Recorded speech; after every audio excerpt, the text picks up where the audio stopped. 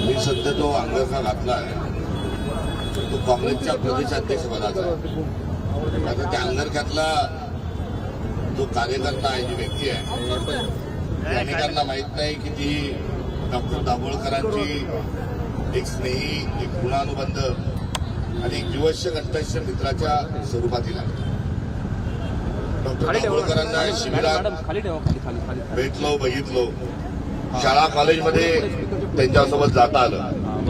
विवेक वाहिनी असेल, सामाजिक कृतज्ञता निधी असेल, यातला एक धावणारा कार्यकर्ता माझी असणारी एक भूमिका राहिली आहे.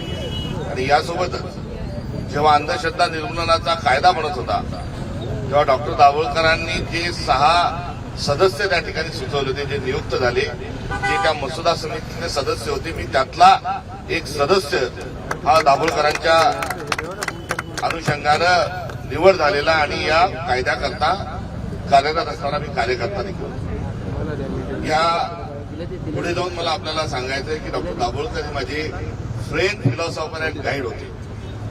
त्यामुळे आज प्रदेशाध्यक्ष मी त्यांच्या मानेकऱ्यांना आणि त्यांच्या विरोधातला सांगू इच्छितो की एका पक्षाचा प्रदेशाध्यक्ष हा डॉक्टर दाभोळकरांचा सहकारी कार्यकर्ता असणे हा कुठेतरी एक पॉलिटिकल संदेश आहे.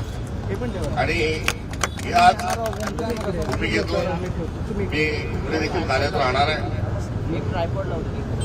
मारेकऱ्यांना जामीन मिळण्याचा भाग असो किंवा या कायद्याला अंमलबजावणी करण्याचा विषय असो, खूप अनेक मोठी आव्हानं राहिली आहेत. मी आजच्या या कार्यक्रमाला आवर्जून न येण्याच्या अनुषंगानं मी कुठेतरी टाळत होतो. दरवर्षी न चुकता या कार्यक्रमाची डिटेल्स मला गेल्या 13 वर्षात पाठवत आली.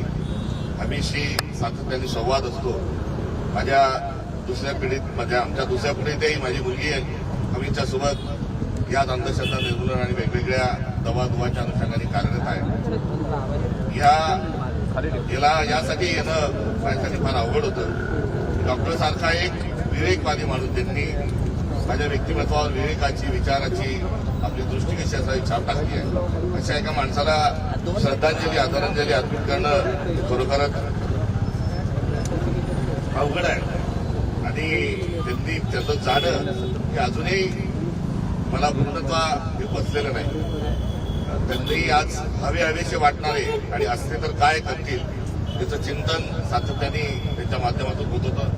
आज विवेक सावकारांनी सांगितलं येणारं वर्षभर आपण त्या दृष्टिकोनातून काही काम करू शकतो का, हीच विचार आणि त्यामध्ये माझी भागीदारी सुनिश्चित करताना एक येणारं वर्ष हे याच्या अनुषंगानं आपण कसं करू शकतो. डॉक्टर सातत्याने उपक्रमशील राहायचे, आज इथे, उद्या तिथे, परवा तिथे. ही उपक्रमशीलता त्यांच्या मागे आपल्या अंगी नाही, ही देखील एक माझ्या असेल आपल्या सर्वांबद्दलची माझी जी तक्रार आहे ती चुकून घेत असताना आपण पुढे घेऊन जाऊ, एवढंच या निमित्ताने या ठिकाणी सांगतो. लढा खूप मोठा आहे.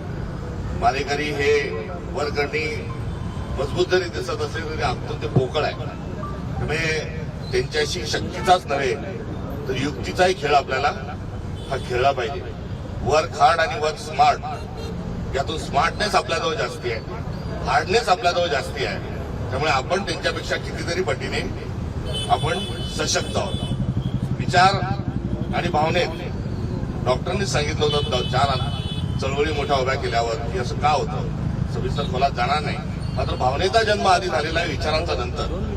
त्यामुळे भावना हाताळताना आपल्याला अडचणी जरी येत असल्या तरी विवेक नावाचं एक शस्त्र, अस्त्र आणि पद्धती डॉक्टरने आपल्याला दिली आहे. त्यातून हार्ड आणि स्मार्ट करून आपल्याला जिंकायचंच आहे, हा आत्मविश्वासपूर्ण संकल्प या निमित्ताने या ठिकाणी करतो. आणि प्रिय डॉक्टर नरेंद्र दाभोळकरांना भावपूर्ण आदरांजली, श्रद्धांजली अर्पित करतो. बोलू का बोलू नाही माहीत नाही, मात्र बोललो तर मी पालन करेल म्हणून सांगतो. डॉक्टर सातत्याने म्हणत होते की ली फोनमध्ये सांगायचे. शेवटचं त्यांचं जे पत्र होतं ते मला संबोधित केलं असं तरी बायकोला खाली टीप लिहिली होती की अनेक वर्षापासून त्याला सांगतोय तो काही लिहित नाही. त्यांनी त्याच्या जीवनातले अनुभव जे आहेत ते लिहिले पाहिजे. त्याला वेगवेगळ्या स्तरावर काम करण्याची संधी मिळाली, त्याचं वेगळं सॅम्पलिंग आहे, तो ऐकत नाही. मात्र त्याच्याशी बोलता बोलता प्रसंग तो लिहून काढ, हे त्यांचं शेवटचं ते पत्र होतं. त्या पत्राला इतके वर्ष आधीच्या सूचनेचं मी पालन केलं नाही. मात्र येणाऱ्या वर्षभरात काही ना काही लिहून माझं प्रकाशित करण्याची त्यांची जी सूचना होती तिचं पालन करण्याचं विनम्रतेने या निमित्तानं संकल्प सुपात आपल्या साक्षीने या ठिकाणी व्यक्त करतो.